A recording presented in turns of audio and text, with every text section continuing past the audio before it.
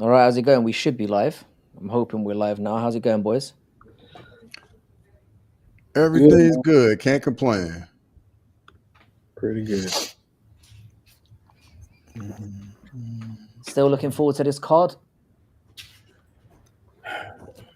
I mean, it's a weird weekend, bro. We got an old man fighting a young Disney kid.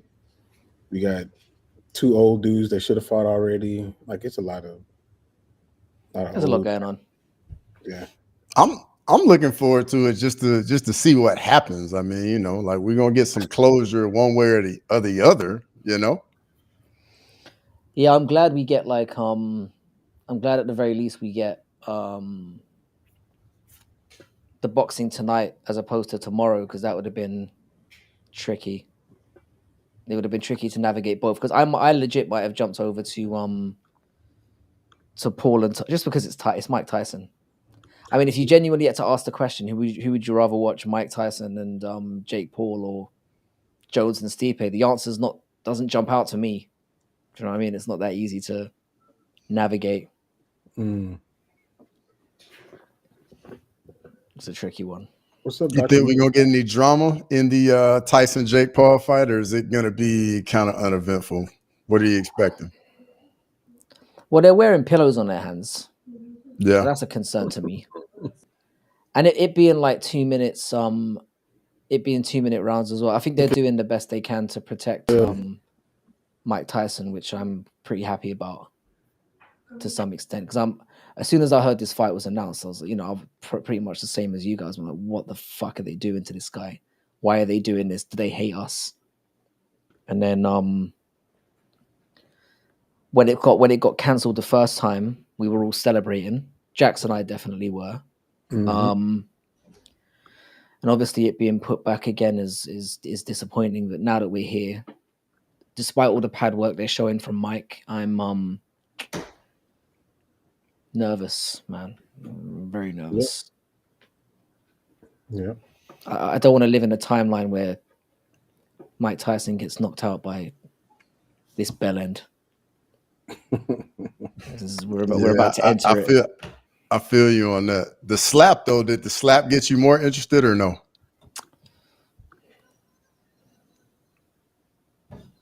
No, it didn't really do much for me. I saw that he stepped on the guy's toe. I saw that he stepped on his toe, and it was just kind of an instinctive, like. I don't think this gets any. I mean, it elevates it from like a 1 to a 2, I guess. That's kind of Yeah, where it I'm didn't do at. nothing for me. It didn't do nothing for me. Mm. Not at all. Nothing at all. It felt a little Nah. bit staged as well, but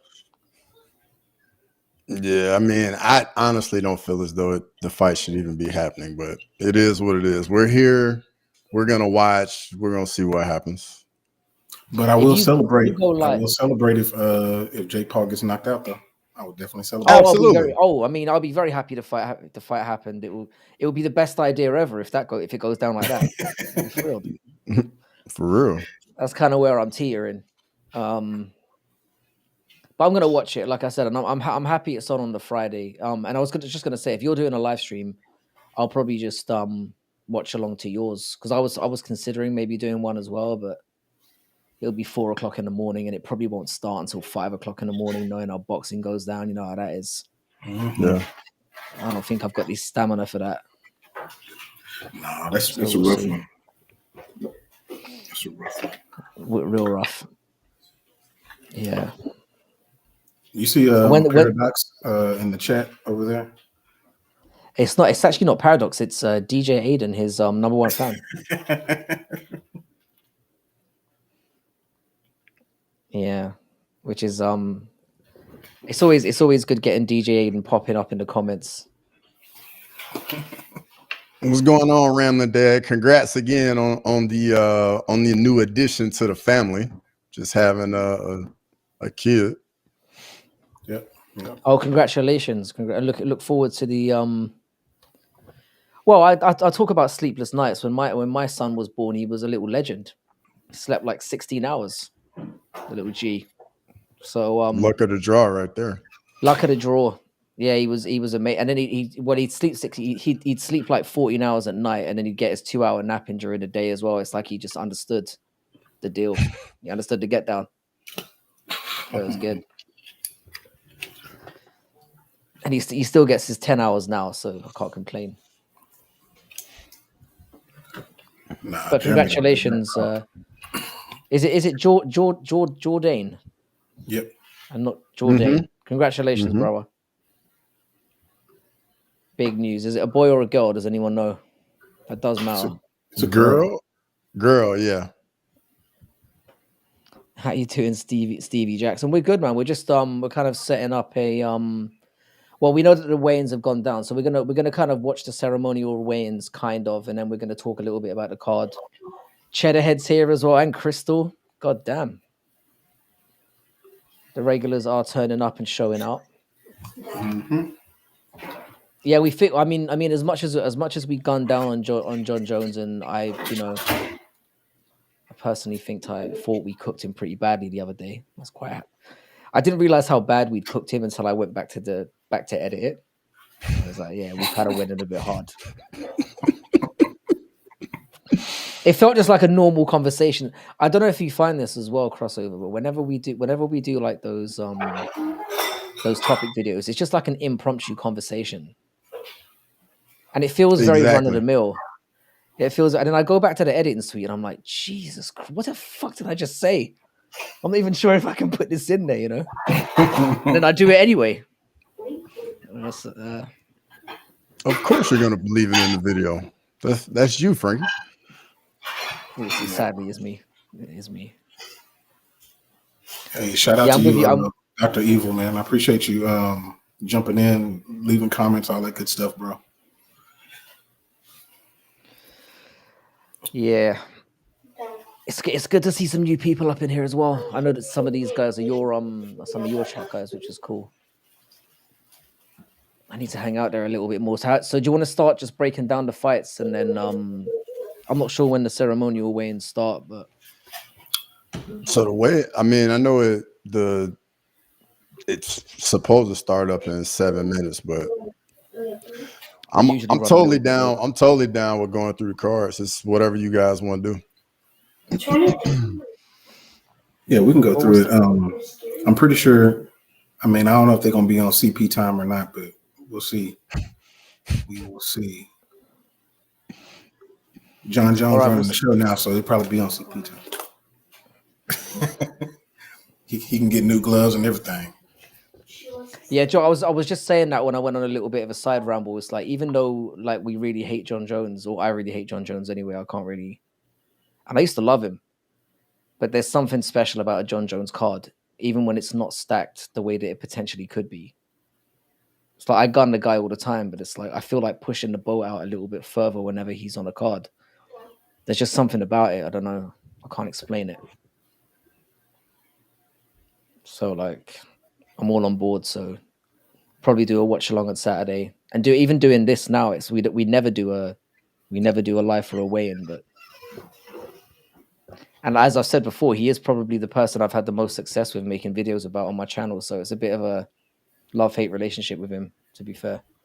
Yeah. Yep, I know you hate making the videos about that dude. But it works though. But aren't they like the best videos on your channel, Frankie? Depends what you mean by best. I kind of find myself like I enter a zone of just like, we all know that I'm a douchebag, but like if there's certain people, when I talk about them, it's like I just go into like a trance, and it's like I don't remember what I've said or how it's gone down, and I just go into a national flow state of just cooking, you know. And John Jones is just one of those people that brings it out of me. Just I can't. It's because he gets away with stuff. I think that's what I kind of alluded to it on the last one. I feel like this guy has done everything possible to end up either in jail or banned from the sport, and he just keeps getting away with it. And it just kind of rubs me up the wrong way. I don't know. Yeah, I mean, I understand that. I get that.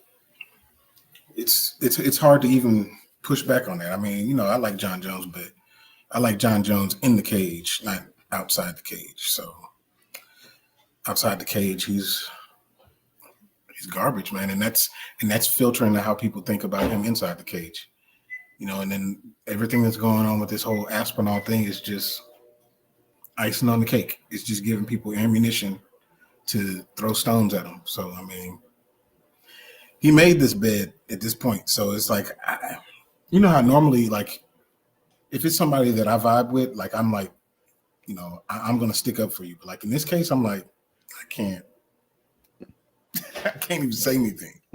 There's nothing I can say. You've tried. I've tried. You can't do anything about the antics outside the octagon. I mean, it's just been too much, way too much. Mm-hmm. Yeah, well, hopefully he gets his comeuppance on Saturday. That would be great. I don't see it happening, but I wonder what goes through his mind when like some of the stuff happens, and then he realizes like, oh shit, this is another one of those times where something else is gonna happen. You know what I mean? Like, I legit wonder what goes through his mind. I don't think he thinks that much. John Jones really confuses me, because for somebody who's so you get this a lot with like people who are like prodigies in their fields, like in the cage, he's as kind of elite as it gets in terms of naturally elite. Mm-hmm. But then you find that with people like that, it's like they've got like Asperger's or something. Do you know what I mean? It's like they're so elite at what they do, but then you get them in like everyday walks of life, and they just make the dumbest, most retarded decisions possible. It's like there's a disconnect there between like John Jones. You alluded to this actually in a video you made a little while ago, Jax, where you talked about John Jones the person, and then Bones the character. Mm-hmm. And it feels like there's a kind of a split personality situation there, where he's one thing in the cage and another thing at home. It's weird. Yep. It is. He's like the Rain Man of MMA. Like, he does one thing very, very well, and everything else he just can't get right. I've kind of heard something where like people that are savants or just super elite at something, like they have to have another part of their life that's like equally and opposite as bad in the other direction. So like think Michael Jordan and gambling, Tiger Woods and all the women and the porn stars, like John Jones. Can we pause on that one for a second? I'm less upset about that one. I'm gonna be honest. I'm gonna be real. I don't see the issue. Do you know what I mean? It was like, bro, it's yeah. With this is what I'm saying. Tiger Woods, you obviously got with Michael Jordan. I know the gambling was a thing, but I mean the guy's like, it was more for the competitive edge. He was more just. It wasn't about betting dangerous amounts of money. It was just about getting any small victory over anyone. He was competitive about anything. With Jones, it's like, bro, it's every way you can fuck up humanly possible. He's done it. Almost. He hasn't caught a body yet, but there's still time. There's still time for that. We'll see. But this is why I said we're talking about unprecedented levels of fucking up and getting away with it. Mm-hmm. Which is like, I just feel like I think he's destined to just go through life and just, it's like he's touched by a higher power or something. Yeah. I mean, he kind of is. But he can't get things right on the outside. I hope things turn around. I've always hoped that things turned around for him. Like, just as a person, just as a person, just be normal. Don't slap people and hit people that are not in the cage, and just don't drive. Don't even drive. Just stay away from driving. Just go home, gather your belts around, and just lay down. That's it. Just do that. If you could just do that, I like this. I like this as a point. Imagine we it's going to be a scary world to live in when with John Jones like post retirement. Because no, I mean, yeah. do you know what I mean? There's people who are on that we would like to call it the Benoit watch list. I don't like to make like jokes about this kind of thing, but he needs to be given some kind of responsibility somewhere, something important where he's still a valuable member of society. Do you know what I mean? Because as soon as he's got nothing left, I'm concerned about what you might do. Yeah. At least he's in Albuquerque. I mean, having been to Albuquerque, there's not a lot of trouble to get into in Albuquerque, New Mexico. True.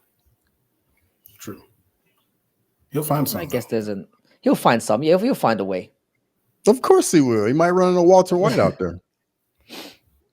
Yeah. I foresee something like that. Just like because he kind of lives for the juice, doesn't he? A little bit.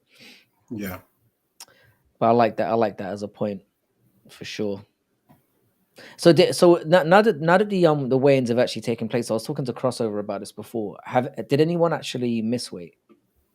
Were there any on-scale issues that anyone's aware of? I didn't see anybody miss. I didn't see anything. The card really could not use that. I suppose it's kind of on its we can't lose anything from this card type situation. I think we need everything to go off with a hitch between now and Saturday night. And somebody made the point earlier on, I think we were talking about this as well, about I personally feel more excited for the Tyson and Paul boxing match than I do for this main event. And I'm glad that we don't have to choose between the two of them, I guess. Yeah. All right, so what do we reckon for this first fight, Hardy versus Mora? Who wants to take this one first? Because I could not give less of a fuck.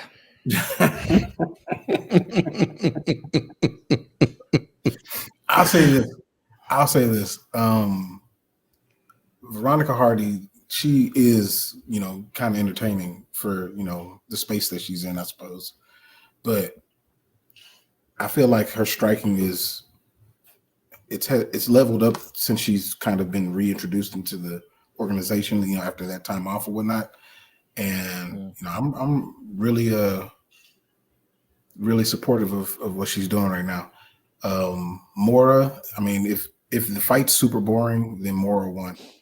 So because she's a prodigy of Jonathan Almeida, and Jonathan Almeida is one of the most boring fighters I've ever seen in my life. So if Hardy doesn't win, then this will be hands down the most boring fight on the card. Absolutely.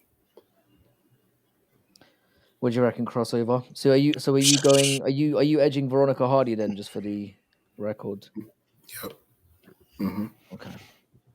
I'm going Veronica Hardy as well. But for me, if Hardy can keep this fight on the feet, I think she cruises to a win. But if Mora gets her down, like, it's going to be tough because she's pretty heavy on top. But Mora, in my opinion, like, her gas tank is not very good. So if Hardy defends a few takedowns, Mora's pretty much just going to be taking desperation after desperation shot. But that's pretty much how I see it. Yeah, I actually quite like the way Hardy fights. Like, since she's come back, she's been pretty solid. I like the fact that she brings the fight to girls as well. Her tank has proven to be pretty good. I like her striking. She's not generally horrible anywhere. And I do expect this one to go to distance. I think there will be some close elements to it, but I think Hardy's going to come out and get two rounds. I reckon. I'm probably going with who's the underdog in this one. I'm assuming it's Moria. Yeah, I think so. Yeah, and I'm not really. Yeah. Hardy's favored like -140. It's a tricky sell to bet on any female favorite. I don't like doing it in general.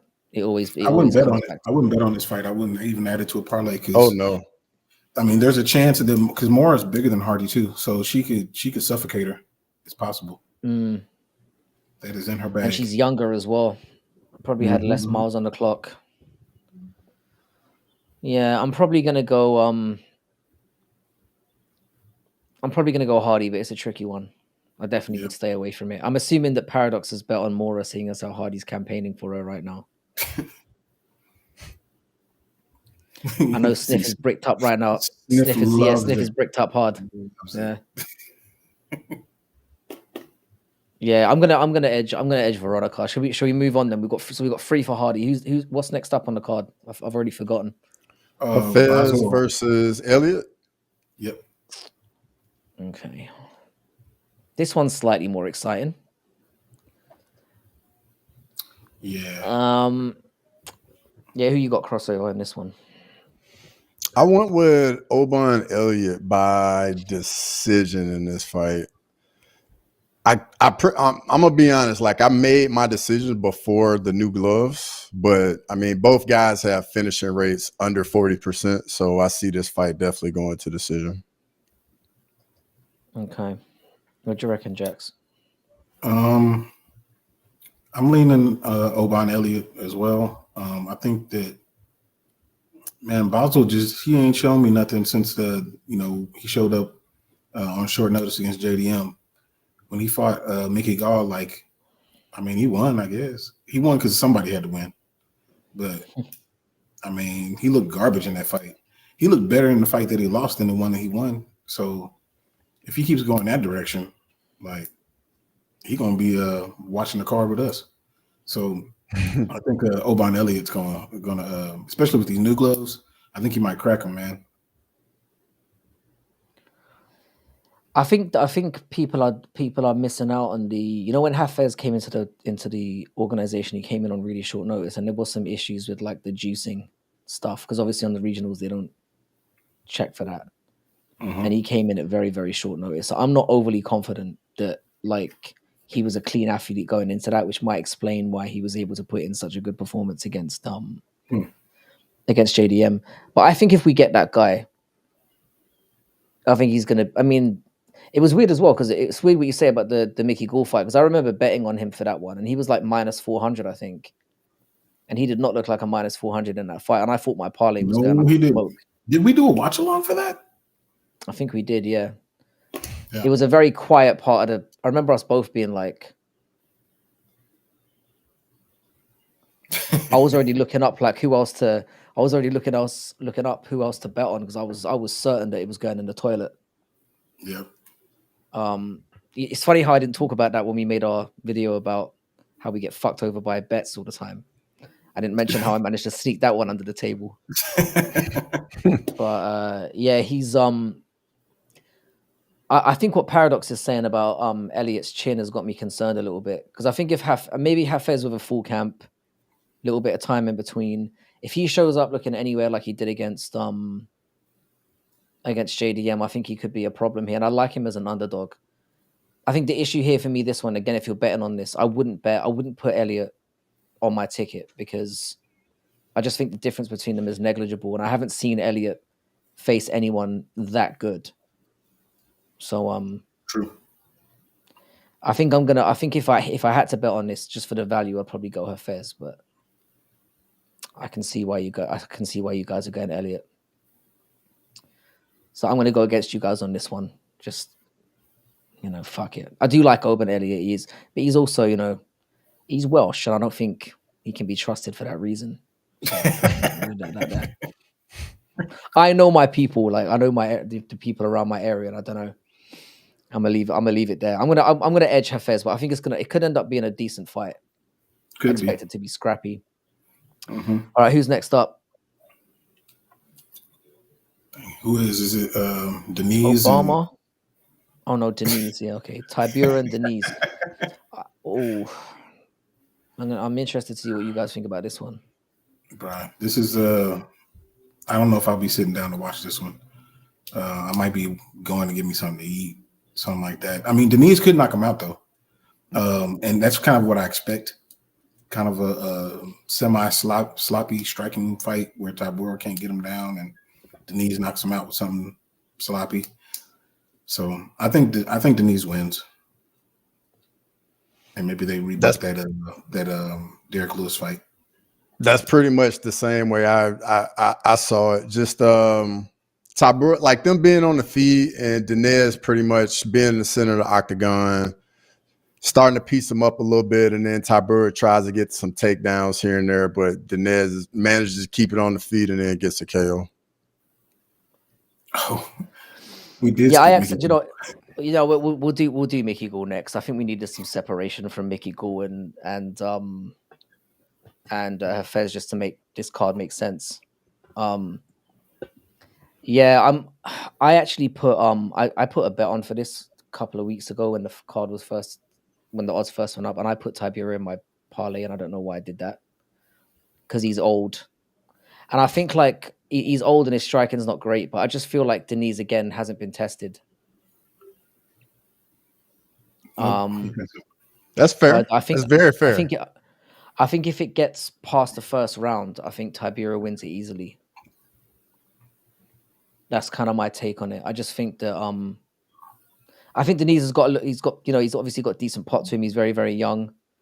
And he is the obvious guy to, I'm gonna be sweating through that first round.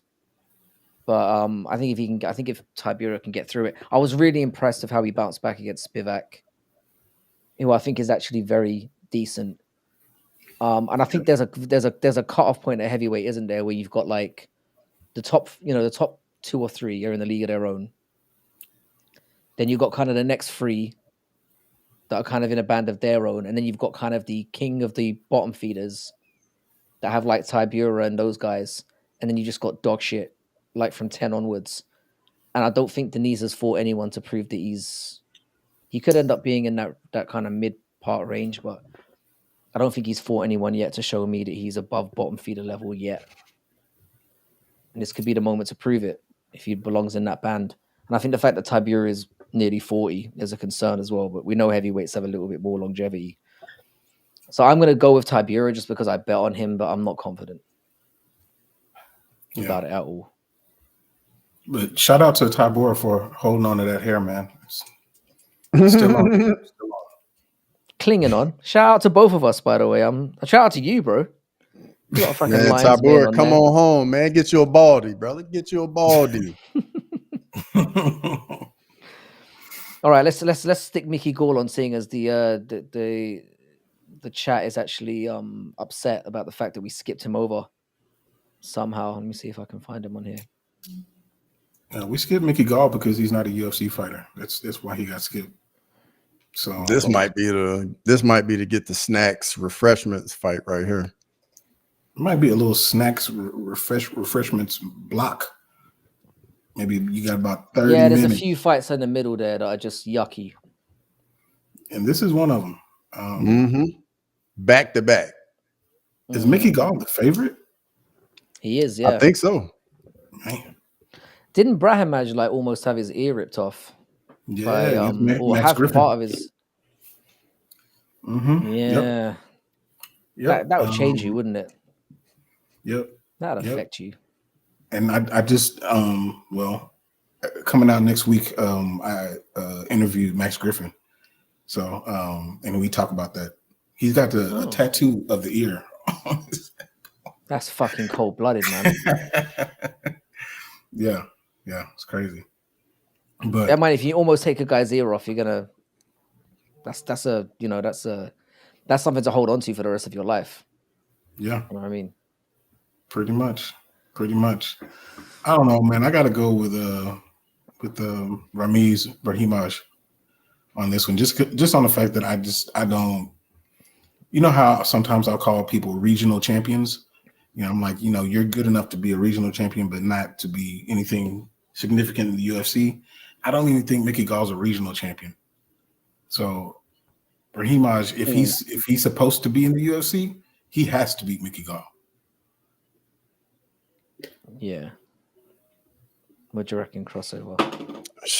Man, I'm gonna be honest. This fight, bro, it was just tough just to even make a pick for this fight for me. I mean,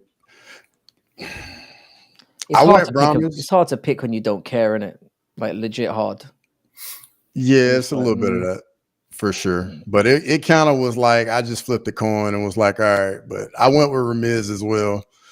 But zero confidence in it. And yeah, like if we get some action, I'll be happy about it. But other than that, I'm not really expecting much here. I don't know what's going on tonight, but you know where this is headed. I'm going for Mickey Gall. Oh no.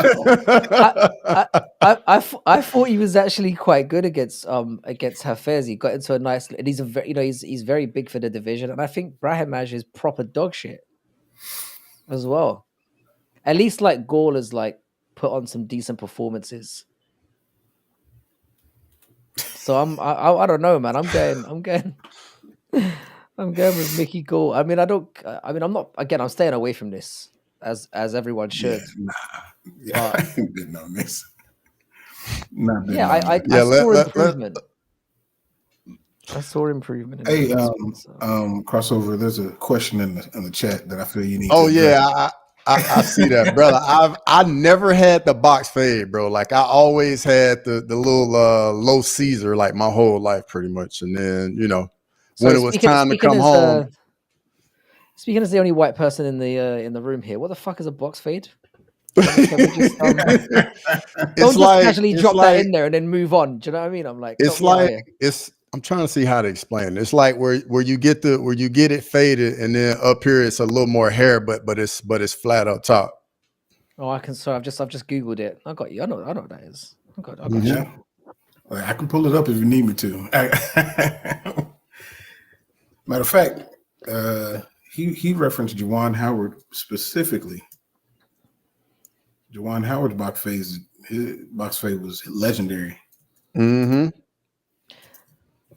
By the way, shout out to everyone here. We got Manuel Fernandez. If you guys are here from my chat and you're not subscribed to Making the Walk and Crossover, please do so. Just thought I'd throw that in there while the boys have turned up. All right, so now that we've established, sorry, go on. I was like, he looked like Juwan has gone on the internet and got everybody to delete all of his box fade pictures. It's not on the internet anymore. It's all gone. Is it that bad? It wasn't bad, but it's dated. Old school. Old school. Mm-hmm. I don't really see that I don't really see that out and about anymore, which is why I was unfamiliar with what you meant. Nope. I think we call it something different in the UK. And I don't know what it is either, before you ask. So far we've completely. So I've got Gall in this one. You've got Brahimaj in both. Oh, sorry, you both got Brahimaj. So that will tell everyone stay the fuck away from this one again. Yeah, zero confidence in this fight. I have a feeling it's going to be relatively fun though. I just have a feeling it will be scrappy. All right, so next up is it Onama? I didn't even know this fight was on here. When was it? It just got announced because he was supposed to fight Lucas Almeida, and then Lucas Almeida pulled out short notice, and then they got this guy making his debut, Roberto Romero. What do we reckon? Onama should piece him up. I think Onama is really good, and I don't think that Romero is going to be able to just walk in on short notice and take care of him. Romero looked like he looked like that dude off of Hamilton, but anyway, yeah, I think he gets destroyed in this one. Yeah, I'm going Onama. Go ahead. Well. No, sorry. No, go ahead. Yeah. I'm going Onama KO first round. Like I think this will be one-way traffic. I don't even know who the fuck this Romero guy is. I'll be real, and I'm judging by the hairline. I'm just gonna go over Onama. Yeah, he's got like the semicircle up front. Can't be trusted. It's like I don't know where this guy's come from, and I've just looked at the odds. Onama being a minus 1,000 scares me. Whoa, because he's like he's not that good. So this guy must be dog shit. If he's coming in as minus 1,000. I didn't know it was that bad. Yeah, that's what I'm seeing. He's making his debut 8-3-1. Yeah, that's not good. Minus 1,000. Minus 1,000 is wild. Do you know, I'm actually going to pull the card up instead of just guessing my way through this, because this could be a long night. Jim Miller and Damon Jackson are next. This one's actually kind of interesting. Yeah. I'm going to go with Damon Jackson. I wonder why.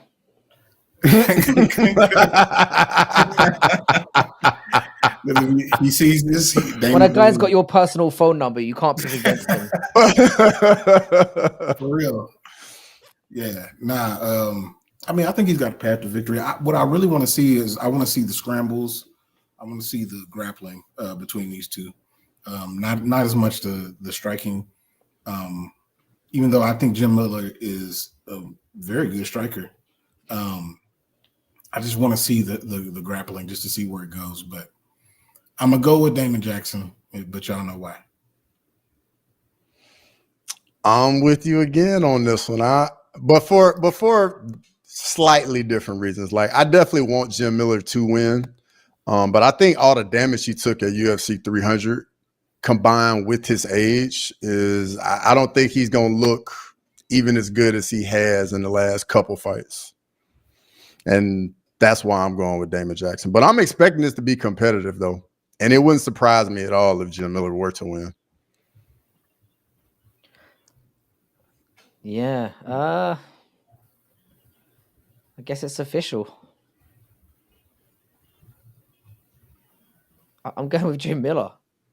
I don't know. Like, to be honest, Joe, before we started this video out and I had a little look through I think if you look at my Tapology thing as well, I think I've actually picked Jackson by decision. But now that I'm really thinking about it, I think Jackson's striking has improved quite a bit recently. Like, in his last few fights, he's looked a lot better. And obviously we know what his grappling prowess is like. I just feel like Jim Miller's got one more big win left in him. I think him going out the way that he did against Bobby Green is not going to be the last thing for him. I have a feeling that he might win this one and then retire, get like a nice retirement thing. Because I think for somebody who was on, the only fighter in history to be on 100, 200, and 300, maybe I'm just kind of willing this into the universe. Mm-hmm. But it'd be nice for a guy who's that much of a legend and like the whole Hall of Fame debate and all the rest of it. I'd like to see him go out on a win, and I think this could be the last one for him. And I think this could be the last winnable fight that he gets. So just based on that, I'm gonna go with Jim Miller. I think he's well rounded enough to do this. Yeah, no, I think he can definitely beat him. He definitely can. Absolutely. No question. I feel like I'm just being a contrarian at this point, because I was going to pick Jackson, but when you both said Jackson, I was like, let's just keep this going. I'll take what I've just said with a pinch of salt. I'm kind of flip flopping here, like live, but yeah. All right, so the next fight is Chris Weidman versus Eric Anders. Yuck. Yuck. I picked this on Jax's video to be the most boring fight of the night. So forgive my lack of enthusiasm again on this one. But what do we reckon? Well, I also picked this one to be the most boring fight of the night, just because it's a retirement fight. These are two retirees that are fighting for this one. But if I had to pick, and if eye pokes are still illegal, and that's debatable sometimes with Chris Weidman and John Jones on the card, I'm gonna go with Eric Anders to win this by something. I don't know what. It won't be finish. I don't think he finishes Chris. I don't think anybody finishes anybody here. But I'm gonna go with Eric Anders just because I don't think Chris Weidman is a UFC fighter anymore. I am also going with Eric Anders, but Jax probably knows why I'm going with Eric Anders. Yeah. I know where he's from. I know what the football part of it. So yeah, Yep. that makes total sense. Yeah, I'm not doing this on purpose. I swear to God. Yeah, I'm going with Chris Weidman. The You thing going the with thing is, yeah, like peg leg I Wyman, think huh? I think I think Chris I think Chris Weidman's gonna win. I mean, I know I kind of agree with what a lot of people were saying about. I know that he cheated really badly in the last fight um against Bruno Silva, but he was winning without the eye pokes. I felt like he was dusting him up pretty well. And I know Bruno Silva's a little bit hit and miss, but I don't really see anything in Anders' game that really impresses me. He really struggles when he gets pinned against the cage, really struggles to break from that situation. His grappling is okay, and he does have some pop in his strikes. But Chris Weidman has fought at the highest level, and I think he has better fundamentals than Anders does. They're both old. They're both kind of at they're on their way out.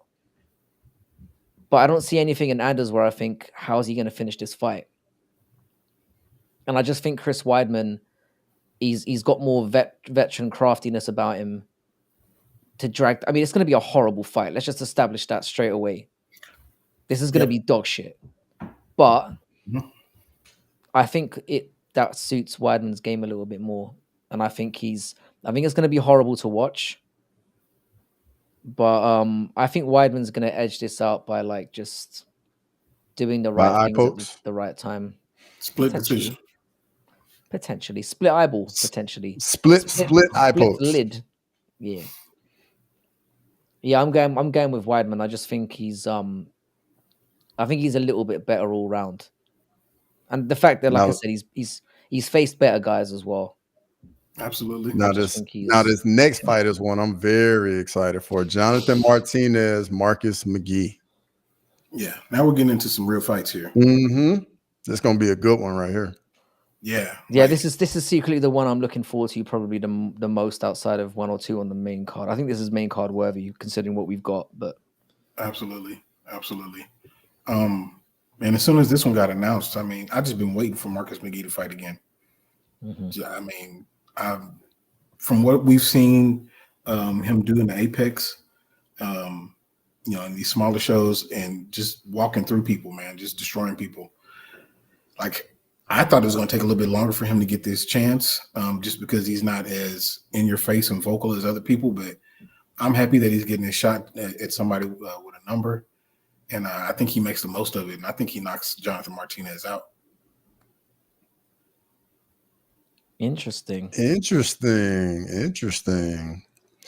So I went with Martinez just because I definitely like Marcus McGee. Like I like his fight style a lot. Like I think he's very good. But unfortunately, I think he just got into the game a little too late because I mean he's 34 at bantamweight. So Martinez is just 30. And I think the fight he had with Aldo, I know Aldo outclassed him, but I think he is going to take a lot from that fight and bring it into this fight. And that's why I'm going with Jonathan Martinez by decision. Yeah, this is the one I'm really torn about. I had this one picked as fight of the night as well. I just think this one's going to be a war, and I think it's going to come down to how effective Martinez's leg kicks are against McGee's straight strikes. I'm gonna. This is tough. I'm gonna edge McGee in this one, just because I think he's like really. I've been waiting for him to come back a long time. I'm going against everything I've just said because I've been talking about the experience factor and who people, who certainly competition levels. And Martinez has definitely faced a better competition. And again, True. I think what you've both said about his fight with Aldo, I respect the fact that he was willing to go into Aldo's domain and try to fight in that way. I respected that. He didn't, because the blueprint's there on Aldo. Just, basically date him against the cage and you're fine. Yep. On the cage and cuddle. You'll win. And Jonathan Martinez didn't do that, and I got a lot of respect for that. And he did have little moments in the fight with Aldo where he looked clean. I'm with what Paradox is saying. I think McGee's at that stage where he's been very smart in terms of he does not fight injured. Like if he's willing to wait things out, and he's been very patient with his career so far.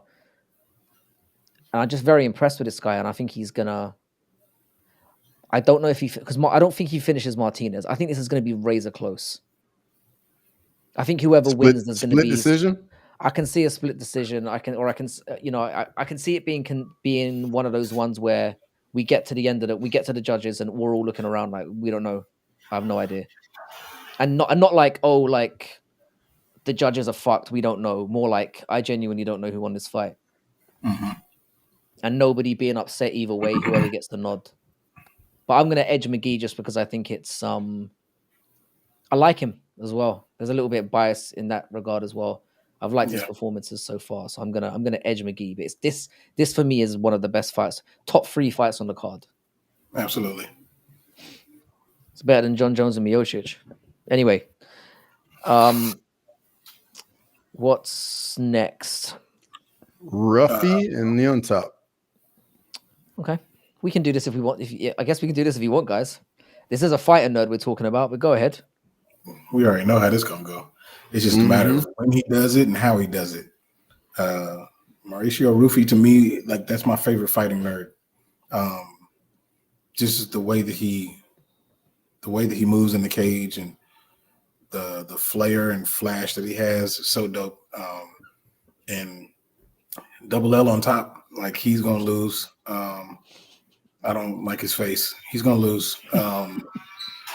It's gonna be easy. I didn't even remember him being in the UFC at this point. Like, I think he was cut, and he was brought back in for this. And I know the thing is, I kind of want him to do well because we've got like one of our boys in the chat is Peruvian as well, so I kind of like slightly root for and he does have some explosiveness to him, but I think he was cut and he's been brought back specifically as a short notice opponent for this fight. So that's an interesting thing to note.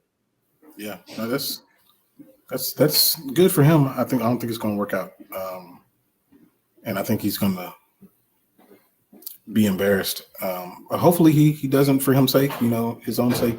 He gives a good showing, but I don't think that he's in Rufy's league. I don't think it happens for him. So, Rufy by knockout. Yeah, same. I'm going Rufy by KO as well. I think Neon Top fighting on short notice. It feels like Ruffy's been in camp for a while because he had one fight and he was in camp for that, and then that guy pulls out, and then they move him to another day, and he pretty much just stayed in camp. And I'm with Jax. I think he has the most potential out of all the people at the Fight Nerds. Like I really like Ruffy a lot. So I think it's definitely a tough spot for Leon Top to be in trying to do this. But hey, respect to him.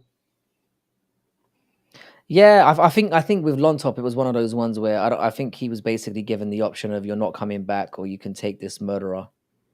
He's like, I'll take that one. I'll take that one more paycheck. You never know. He might turn up a little bit under the weather. He might slip on a banana skin in there. We never know.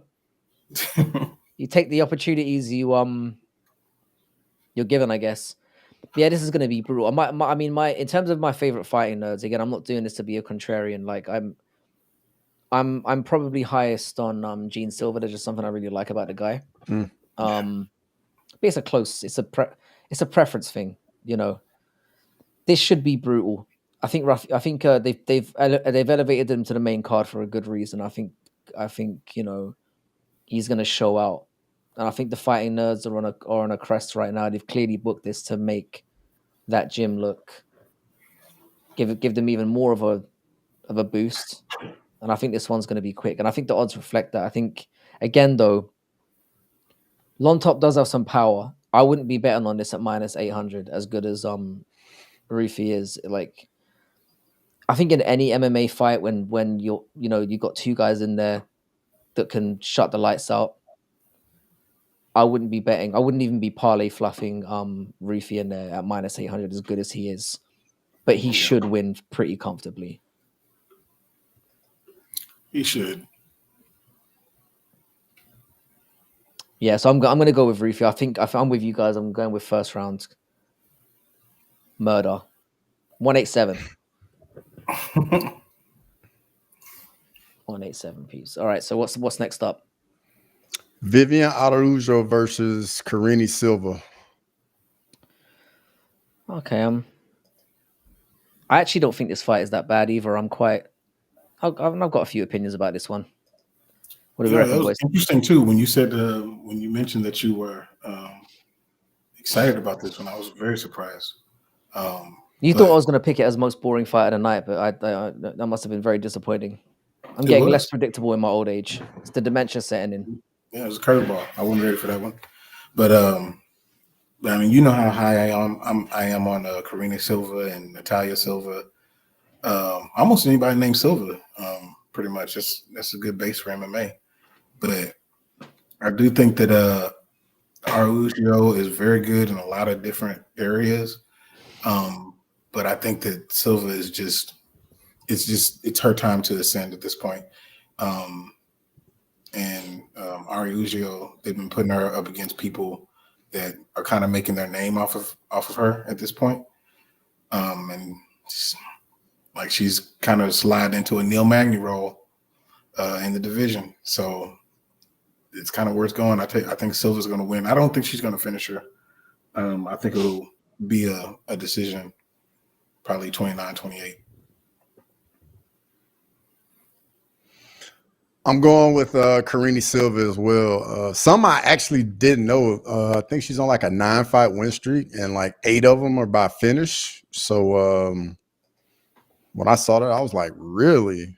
Mm-hmm. But I definitely like her game for sure. I think her grappling is going to be the difference in this fight. I wouldn't be surprised if she got a finish by submission, but I'm going to go Silva by decision. Yeah, I'm gonna go with Silver as well, but I'm worried about this one because again, I think Araujo is actually quite good. She's faced much better competition. I like her grappling. I think her striking is actually slightly more crisp than Silver's as well. The thing with Silver, I was very high on her until she fought Lipsky, who she took to this, and I really don't think Lipsky's that good. And what kind of scares me again about this one is everyone. You know how I feel about gambling in general, and how there's always one fight on the card that kind of throws people off and fucks up their parlays. And I think that the worry about this one for me is I think the whole thing's rigged anyway. But like I think this could be one of those ones where if it goes to decision and it's really close, Araujo could get the nod because I reckon Silver's going to be on everyone's parlay card. And that's the concern for me. Yeah. I think it could be one of those ones where it's a super close fight, which Karine Silva probably or arguably clearly enough wins 2 rounds in, but ends up getting skanked. I could see it going in that direction just because I reckon everyone and their dog is going to be betting on Karine Silva for this one, and that always concerns me. And the Tapology stuff reflects that as well. And I think in a female fight, there's always one on the card that does this to everyone, and I think it could be this one. Yeah. I like a distance play as well that Cheddarhead's mentioning. I think that's a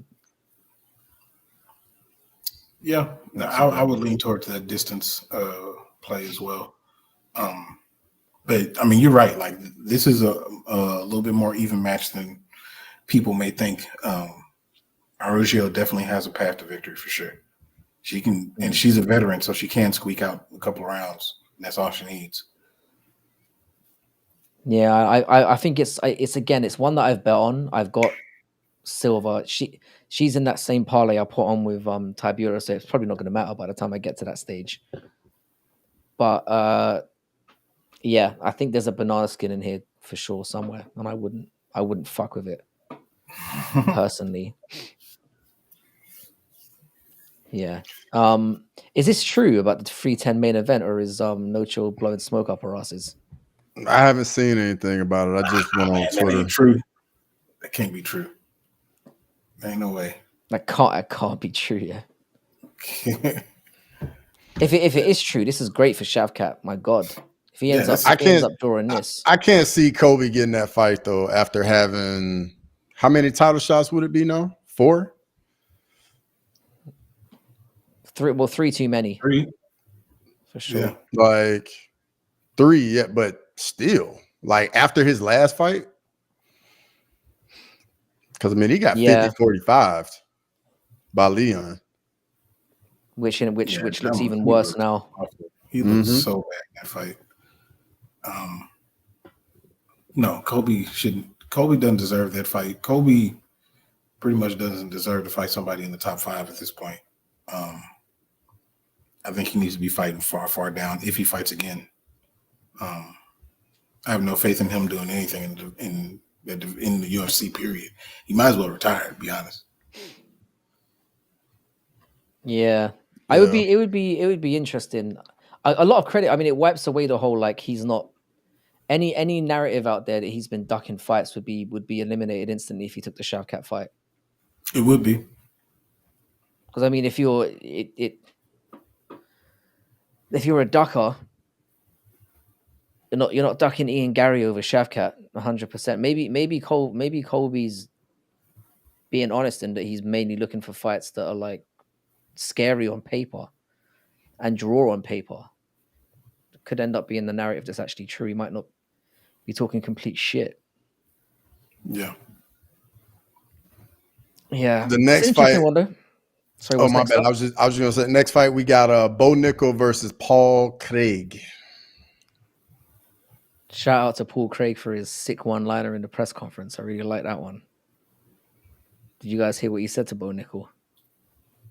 What did he say? I remember him saying something. I can't remember what it was. Like basically, anybody can tap or something like that? Basically Bo Nickel was saying that he doesn't understand what he's saying. And he said, "You'll understand me in the cage on Sunday. Tapping's a universal language." I thought that was pretty good. No, it was good. It was good. Yeah, I like that. I mean, nobody understood what the fuck he was talking about, but I enjoyed it. I thought that was clever. I'll tell you, I'm going for Paul Craig. I'm definitely rooting for him. I hope he wins. I love a good fraud check, and I think the guy's I think the guy's funny as well. Mm-hmm. I enjoy him. I'd like to see him win. But what I think will happen is Bo Nickel's going to knock him out. I mean, Paul Craig is hittable, and I just feel like the youth is on Bo Nickel's side, and pretty much everything is on Bo Nickel's side outside of a random triangle. So, but if Bo Nickel looks bad in this fight, that would be 2 fights where he looked like garbage. That Cody Brundage fight, he did not look good. He shouldn't have had that much trouble with Cody. And if he has an extensive amount of trouble with Paul Craig, like maybe he ain't the guy we thought he was. Yeah. What do you reckon, crossover? I'm going with Bo Nickel here. I am curious to see though if Bo tries to grapple with Paul Craig and use that wrestling, or if he's just gonna be like, you know what, I'm the better striker. Let's just keep it on the feet, and I can piece him up on the feet.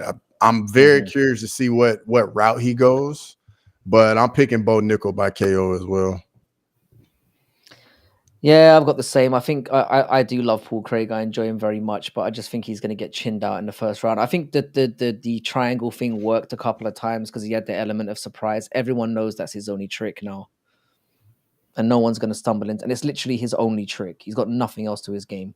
His striking is horrendous. He can't even grapple. Like his grappling's not good. He gets grappled, and then uses his trump card to kind of, do you know what I mean? He's not even good at wrestling.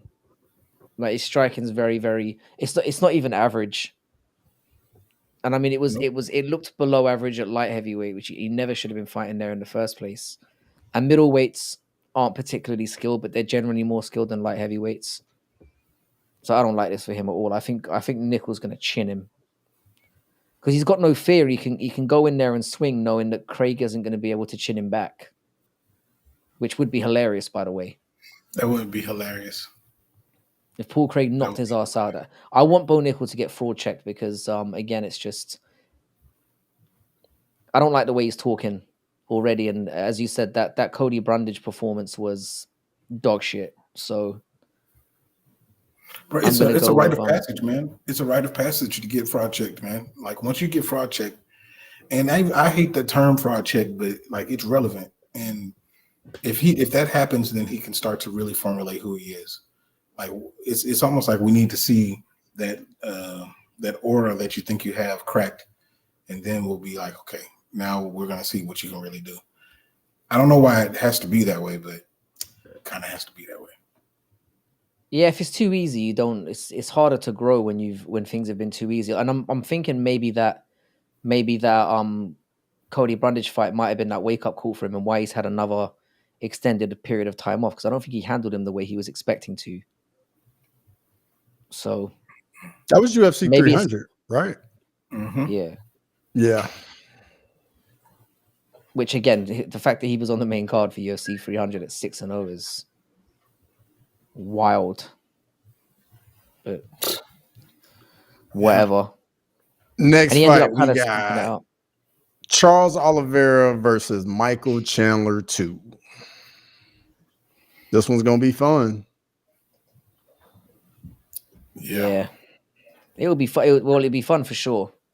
As much as I rag on Chandler all the time, he's never been in a boring fight in the UFC. So we do have that. And Oliveira is who he is. Can't believe he's still ranked number 7 though. That's fucking mental. But anyway, what do you reckon, boys? I feel like this kind of goes the same way the last one went. Like I feel like I do think that Chandler's going to be a little bit more strategic, as long as his mind can hold him into being strategic. But then that little animal Wolverine instinct is going to kick in, and he's just going to start doing Michael Chandler things and being retarded. And so, and when that happens, Charles is going to be right there to pounce on him and club and sub.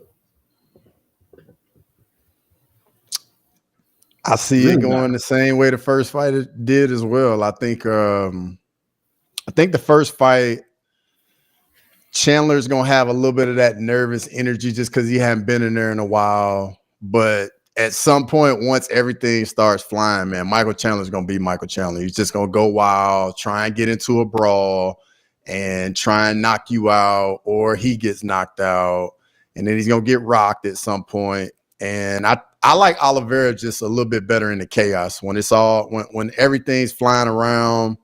Next thing you know, they end up on the ground or something. And yeah, I'm going Oliveira by submission this fight. Yeah, I'm kind of worried about this one, mostly because whenever we see fighters rematch, and especially when the rematch isn't really that justified, it's very rare to see somebody go 2-0 against somebody, because there's that element of like, I've beat this guy before, and part of how you feel in your mind is like, oh, I'll just go out there and beat him again. There's always a part of that to somebody where when you've dusted somebody, I know Oliveira's saying the right things about how dangerous he is, and I'm sure he's not going to be he's not going to go in there stupid, because we all know that Chandler he's dangerous, but he is dumb. Let's not forget that. Very dumb. Chandler does look like he's in the best shape of his career. Whenever I pick against Charles Oliveira, I always end up with egg on my face, but I don't know. This is one of those ones where I was very clearly picking Oliveira when this whole thing was announced, and but the closer we get to it, Chandler did have a moment where he nearly cleaned him out in that first fight, where he nearly had him beat. And the worrying thing is to me with that, I do think Oliveira's going to win. I think he's got more ways to win. I think he's much better on the feet than people give him credit for. A very dangerous striker. The reason why you have to edge him is because Chandler's ground game is just not good enough. He gets his back taken way too often. Mm-hmm. And he makes way too many mistakes in there. Way too many. He always does something stupid. It's like he can't help himself. And against somebody like Oliveira, who has so many different ways to win. Yeah. Oliveira's been more active as well. You can argue that he got a win against Sarukian. So should he really? I don't understand why this fight is happening. Can I just say that as well? That was going to be my question. Like, if this fight is not the one that should have happened, who should they have been fighting? I think it's more of it's a good fight for Chandler because he gets to like do it again. He gets to try and get the win back. But what has he done to deserve getting this fight again? Since Oliveira's Been a beaten company him, man. The Ultimate Fighter. But all Chandler's really done is have fun fights. He's 2-3 in the promotion. He's 2-3 against a one of his wins was against a walking fucking corpse as well. I don't know I don't know why this guy gets such preferential treatment, and he's not good on the mic. All he does, yeah, I will give him this. His fights are fun, but he loses the majority of them. I don't get why he gets the Oliveira fight. I don't get why this is happening. That Dan Hooker win has aged gracefully, though. Yeah, it certainly has. Yeah, definitely looks good now. And we were talking about me and CJ. We were talking about Michael Chandler when we were watching the weigh-ins, and we were listening to him, and everything that he says, it either begins or ends in a cliche. Like he has a cliche for everything. And so, like, we started calling him Michael Fortune Cookie Chandler because everything he said, it seemed like he just read it out of a fortune cookie. I can't stand him. That "see you at the top" thing. Every time I see it, I just want to, like I said, I think I said this on your video. I feel like stabbing myself through the eardrum. I can't stand this. He's so cringy and so annoying. He must be like, his whole story pisses me off. Stalking his wife for 2 years and sending her relentless emails until she went out with him. That shit is creepy, bro. It is stalker, yeah, that's true. It's creepy. I just find him to be he gives me NPC vibes. Where like there's a few phrases, catchphrases just pumped into his fucking peanut-sized brain. Yep. And then he just regurgitates this shit every so often. Mm-hmm. He is fun though, I guess. Fortune cookie, yeah. I hope he gets fucking embarrassed and that we never see him again. Or not even that we never see him again. But what worries me about this more than anything, he's higher in the rankings than he deserves to be. He's been camping on that ranking spot for ages. If he beats Charles Oliveira, he's gonna grab the mic and he's gonna call out Islam Makhachev, and he might get it. That's my concern. He will get it. Knowing the favoritism he gets in that, and the UFC are like, oh, we can give more legacy to Makhachev as well. It's a little layup for him. It will be fun. For some reason, they love this guy. If he beats Charles Oliveira in convincing fashion, he'll be next in line, and it'll be another free win for Makhachev. I don't like anything about it. Whereas Oliveira, like I said, we talked about this multiple times, that the run he had as champion is arguably the most exciting run that any champion's ever had. When he was in there, you felt danger on both sides, whoever he was fighting. And he'd always managed to pull it out of the bag. So, yeah, I really hope that little goblin gets slept viciously in the first round. Is this a number one contender fight? I'd assume they've been told that. They never come out and say... Go ahead. Yeah, well, they're Sarukian. They're Sarukian, but he doesn't have the name value, so he could very much get pushed aside. Nah, I think the Sarukian fight, that's in stone. That's 100% happening, and then whoever wins this fights the winner of that. I think that's given how much Makhachev fights, though, we wouldn't see that. We wouldn't see the winner of this fight getting it. I don't want to see either of them fighting Makhachev. Is the point? Because we've seen how easy a fight Charles Oliveira was for Makhachev. I mean, he barely broke a sweat out there, and I definitely don't want to see Chandler get it. I don't know. We've got this fight. It should be fun for what it is, but I don't know. I mean, the division is kind of murky, man, because, and I hate to say it, but it is because of Gaethje, Poirier, Oliveira, those three clouding up the top five. Well, I mean, when they fight the up and comers, they beat them. That's the issue. That's the problem.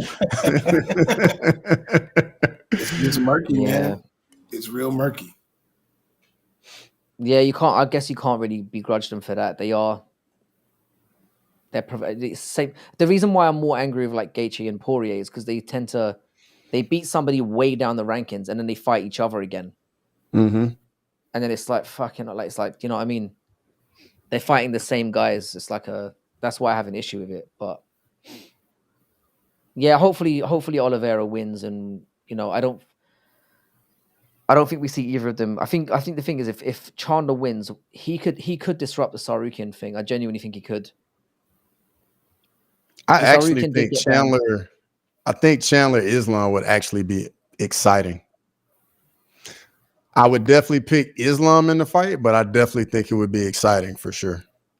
Well, it would force Chandler to actually wrestle. Yep. Which would be interesting.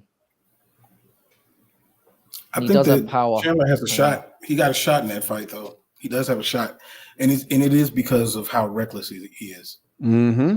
That is what will give him a shot. Yeah, I wouldn't hate seeing it. It's just I just think the fact that he's been off for so long and he's been rank camping for so long as well kind of annoys me. And he's just, like I said, he's just very annoying to listen to. Like him spouting "see you at the top" constantly, which I think is the worst catchphrase ever created. If he ends up at the top, I'll just be physically ill. If he actually pulls it off, I don't want it to come to fruition for him. You know, all this like virtue signaling bullshit, and then he actually pulls it off. It would really annoy me. Him showing us his vision board and all that. I don't think I could handle that. Hey, put that comment that Manuel Fernandez put, the last one that he put. That's interesting. Because you might be right. Because he hates Chandler so much. That's a good point. Especially if Chandler gets the win, everyone's going to be licking their chops. Mm-hmm. Because Makhachev looks like he could be champion for as long as he feels like. Hypothetical. Right, so if Chandler were to win, who would you want his first defense to be against? See, this is the problem, isn't it? It's like it would be Poirier, wouldn't it? It would be fucking Poirier again. This is what you guys are up to. This is what all this scumbag is about. It could be Gaethje too. Remember the Chandler Gaethje fight was amazing. That would be ridiculous. This is what you scumbags are up to. This is what it's all about. You're trying to get your boy in for one last pony ride, yeah? Scumbags. I don't know, man. I think if Chandler wins, then man, you can't give it to. If you look down the rankings, like it would have to be. It almost has to be somebody new. Like, do you give it to Dan? Hooker might not be that far. Hooker well, Hooker knocked out. I mean, Chandler knocked out Hooker. I know. But, I mean, that was a long time ago. So I mean, I could see them doing Hooker and McGregor as a possible if McGregor ever comes back, which I'm still not. I still don't believe will happen, but that could be because that would be guaranteed fun as well. So I don't know. Mm-hmm. It's weird, man. It's all that whole division's fucked. Yeah, I think you just don't know. You don't know how things would shake out. You'd have to wait to see who rises to the top because there's a lot of people in the division coming off of losses. Because if that were the case, then Charles would be off of a loss. Gaethje would be coming off of a loss. Poirier off of a loss. off of a loss. Mm-hmm. Yeah. It's all a clusterfuck, but I'm all here for it. I mean, at least it's something to talk about, I guess. Yeah. All right, boys, let's talk about it. Let's get to it. The main event. The so-called main event. The corporate main event. John Jones against Stipe Miocic. I'm going to stick with my original pick. I think John gets it done, despite everything that's going on, and the duck duck goose stuff. I think that John Jones is the greatest of all time, and I think that he shows it in this fight by being strategic. It may not be exciting. He may not Surrogano, but I mean, I think this is just tailor-made for him to win it. He's fighting an old retired firefighter. Like, come on. A retired firefighter. Wow. Well, I'm right there with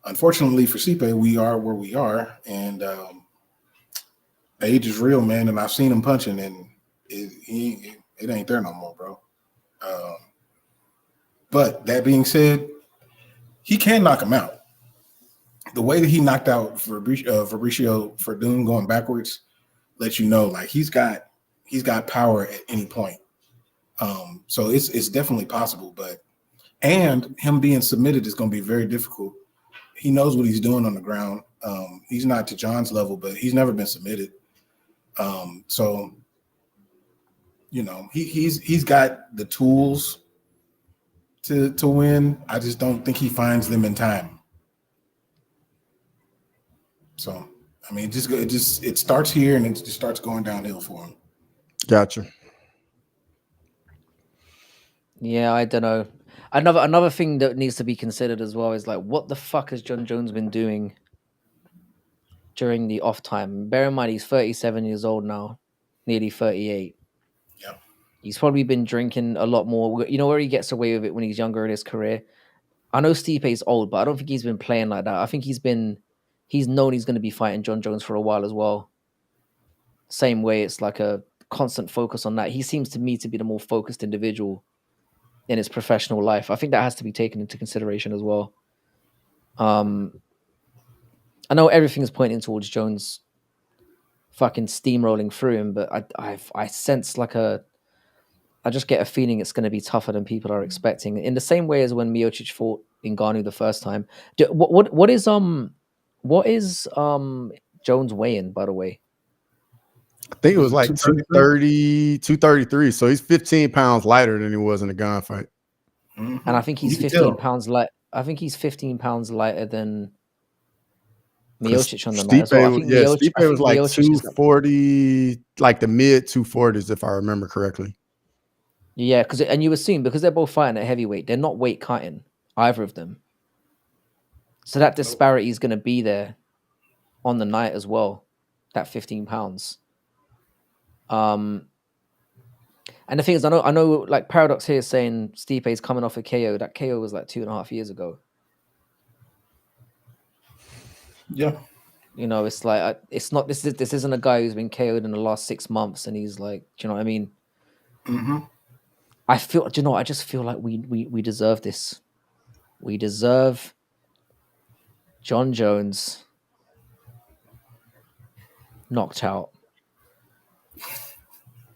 We all deserve it. I think you want it. I want it so badly. I want it so bad. I got a question. I really do. If Jones wins, rank in likelihood, what do you think he does next? Retire, Aspinall, or Pereira? I reckon I spoke about this on Jax's video a little bit. I think it comes down to how he wins against Stipe. I think the way that I've broken it down, if he knocks out Stipe or finishes him in very quick fashion, I think he campaigns really hard for the Alex Pereira fight, and we get it like May, June next year, probably International Fight Week next year. That's what I would say potentially happens. Alex gets his time off, and he knows that when he comes back, he's going to be getting the Jones fight. So that would give him reason to kind of sit on the shelf for a little while. Because Jones would be like, right, I've starched somebody out. I've still got it. I can go in there against Alex. Fine.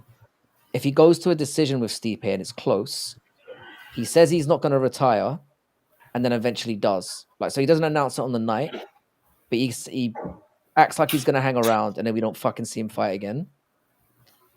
If he loses to Stipe, we get a rematch with Stipe at the midpoint of next year. Under no scenario can I see him fighting Tom Aspinall. And that's where I see it. Yeah. I don't see him fighting Tom. Well, I take that back. A lot of things will have to happen for him to fight Tom. A lot. And by a lot, I'm talking about money. That bounty that he put out there to fight Francis, like he's gonna need all that. Because for him, in his mind, not to everybody else's, but in his mind, he's putting everything on the line to fight somebody who's truly scary to him. He's not scared of Stipe. He's not scared of Tom, but he's scared of what could happen. And so for him to put that on the line, he needs something to supplement that. And so if he's got to play hardball to get it, that's what he's going to do. And that's exactly what he's doing right now. And he doesn't care about making everybody mad and people thinking he's ducking. He doesn't care. He's lived this life for a long time. Since he was 23, he's been champ. Been living for a long time. And so he's going to keep making people mad until the money gets thrown his way. If the money gets thrown his way, then he'll fight Tom.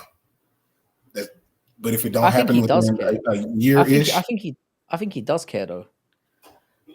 I think with Jones, the reason why he's not been receptive to this whole thing up to now is because he's gotten away with doing horrendous things outside the cage and still having people talking about him like, oh, he's the GOAT. If he doesn't fight Tom, those voices are going to get loud. Look at the abuse he's getting now. And he's a sensitive guy. Mm-hmm. He is. He responds to people's DMs. He responds to people's posts. He's listening to what everyone's saying. He's looking at videos that people are making about him. He's that kind of guy. And I think that when people start saying, when this narrative doesn't go away, I think it's gonna upset him. Because we talked about this before. It's like him being seen as great is not enough. He wants to be seen as the greatest ever. And when people are saying, yeah, well, you ducked this guy, you're a pussy, he's going to find that hard to live with, I think. And it's what people were saying at the beginning of the stream. It's like, when this guy goes into retirement, people are going to rightfully this ain't going to end for him. No, it's not going to end. Look at the mass trolling that's going on right now. Like, I was watching a Guru video the other day where he was talking about when they did the UFC weigh-ins, and they just had the whole fucking live stream was just getting blown away with just duck emojis for the entire thing, and they were just mass banning people. The whole chat was just spamming ducks. You got people making videos. This ain't gonna go away, and I don't think this is about money. I mean, if Jones is thinking, all right, maybe some people are, fishing on that narrative a little bit. Maybe he's looking for extra pay. I think it would take upwards of $30 million for Jones to reconsider this. And I don't think the UFC are going to give him that. Yeah, that was 30 million was the figure that I was thinking. 30 million. They're not going to give him that. No, I don't think so. No way. I don't think so. Now, if Tom was a bigger presence outside of us and the people who are in this chat, then I think that they would consider it. But I don't know that they think that they'll get their money's worth if they give John 30 million to fight Tom. Because look at the scenario. If they give the guy $30 million, which is a lot of money, first of all, it sets a bad precedent in terms of who they'd have to pay after that. But also, they could lose their GOAT. They could be paying out $30 million to lose their Michael Jordan.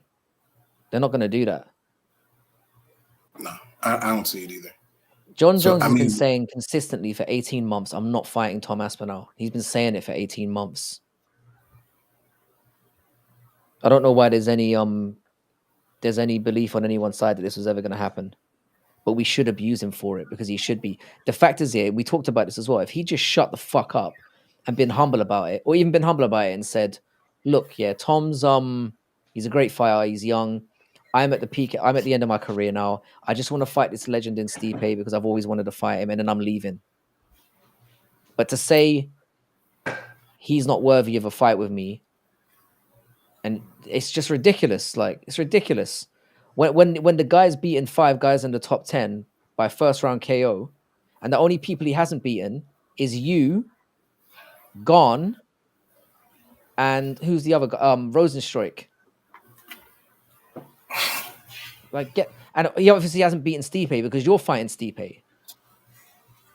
It's ridiculous, man. To say that is just it just makes him look like a joke. And that's the thing. He's talking his way into this trolling. He could have handled it so much better. He definitely could have. But I'm gonna give y'all a what if scenario. What if John wins goes into retirement. Him and Stipe retire, right? And then Tom is elevated to the undisputed champ. And his next title defense is against Cyril Gane. Cyril Gane beats him. How do you think John's going to react if that happens? Well, you know exactly what he's going to do. Ooh, he is going to talk cash, money, ish to everybody. Everybody. It kills and it. I would That's the too problem. if I were him. It kills it. And you know, it won't matter that the Styles makes fights argument. It won't matter the fact that knowing John Jones's luck, that's exactly how this is going to play out. That would be so crazy. And it would be ironic with Tom saying that he retires. He's going to retire John without fighting him.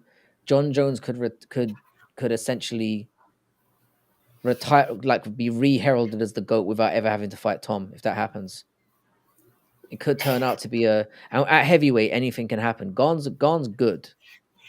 I don't think we got the true Gane when he fought Jones for whatever reason.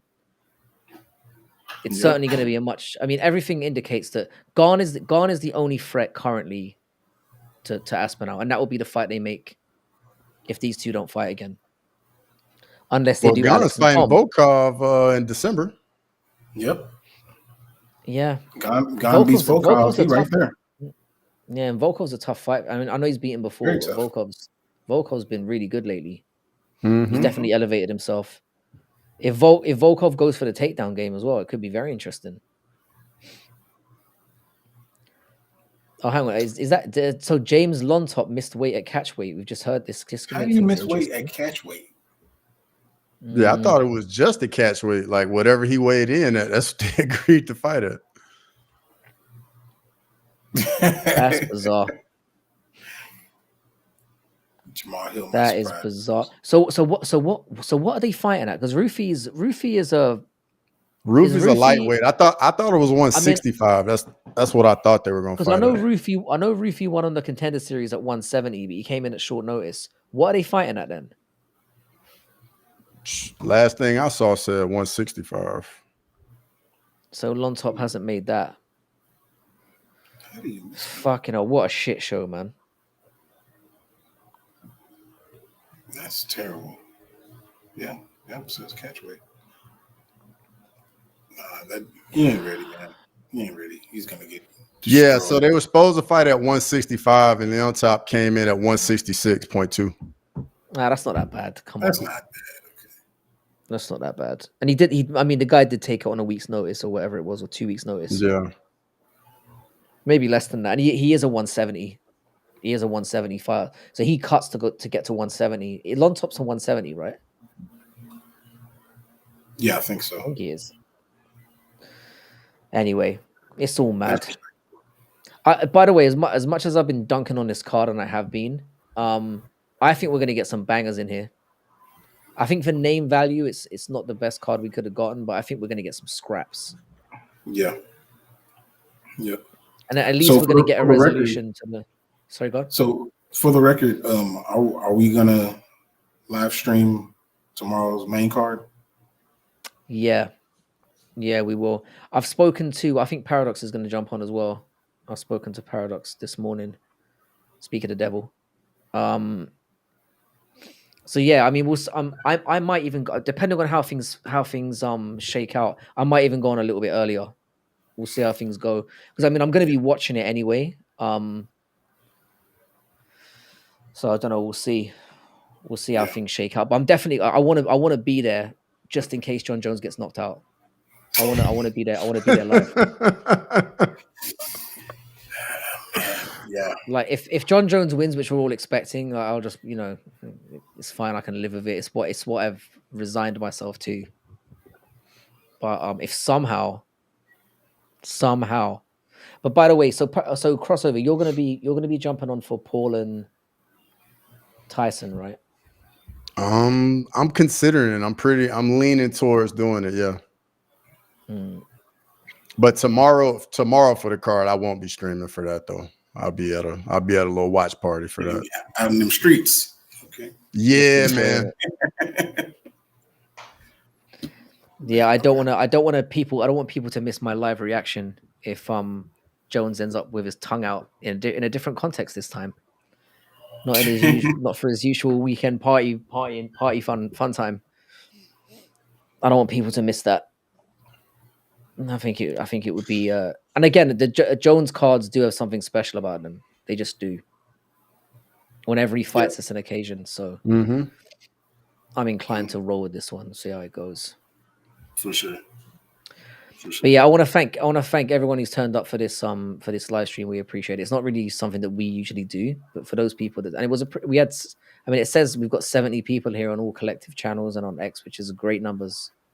So just a reminder to everyone to subscribe to all the people here, subscribe to Making the Walk, subscribe to Crossover MMA. How you did, Smelly? It's good to see you here as well. My eyes are not blue, by the way. I just want to clarify this. I don't know. I just want to put that out there. But no, I really appreciate having all you guys here and everyone who turned up. Make sure you're subscribing to everyone who's on board, and hopefully you will do the Paul and Tyson things. I think I might be able to get a couple of hours sleeping, and then this is another one that I have to watch live. Yep. Have got to. Yeah. So is there anything else you guys want to push out while we're here? Is there anything on the burners that you guys What are you guys' guesses for the UFC 310 main event announcement?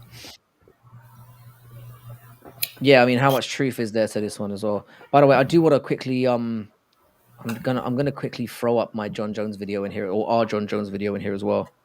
Yeah. For those people who are let me see if I can pull up the link. Let's see. I gotta dip out, but I'm gonna tell you this before I go. I think it'll be Shavkat. I think it is gonna be Shavkat versus Gary. I think it is. Frankie? Really?